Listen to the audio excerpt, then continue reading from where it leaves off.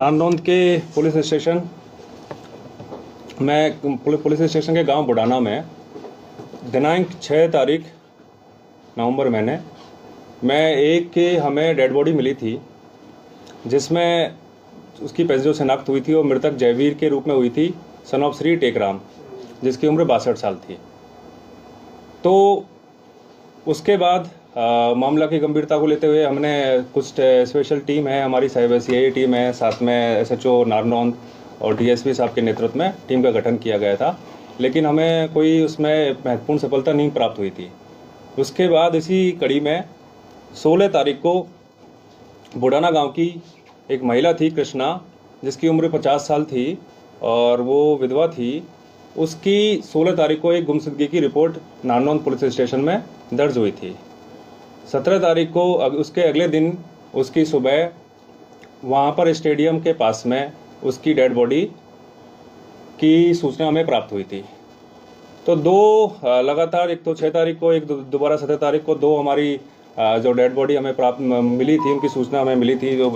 तो हमने मामला की गंभीरता को समझते हुए हत्या की धारा में मुकदमा दर्ज कर दिया था और मामला की पुनः गंभीरता को समझते हुए एक SIT का गठन किया गया था, जिसका नेतृत्व हमारे जो DSP नारनौंद है राज सिंह, उनके साथ साथ SHO नारनौंद, CIA हमारे इंचार्ज हैं सुनील, उसके बाद स्पेशल स्टाफ हैं पवन के इंचार्ज हैं, और हमारी जो साइबर सेल है उसके इंचार्ज हैं विपिन।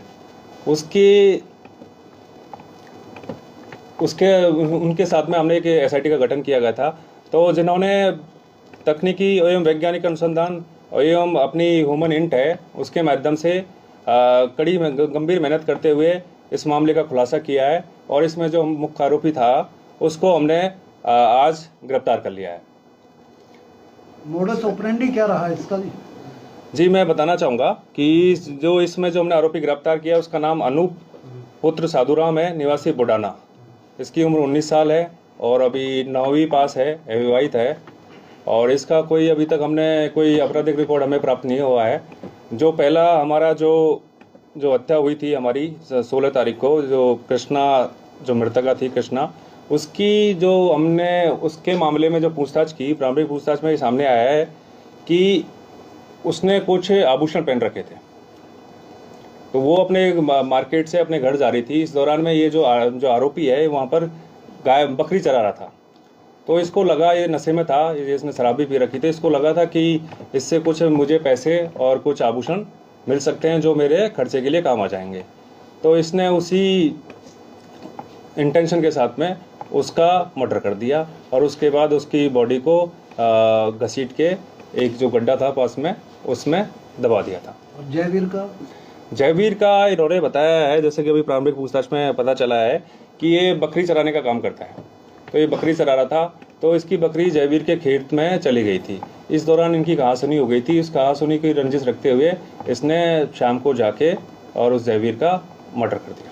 पहले भी क्या इसने कोई क्राइम वगैरह किया है? इसका अभी तक की जो हमारी जांच है उसमें अभी कोई इसका क्रिमिनल रिकॉर्ड अभी तक सामने नहीं आया। सेम शख्स है जी, दोनों मामलों का जो मुख्य आरोपी है वो एक ही है और वो है अनूप पुत्र साधुराम, निवासी बुडाना।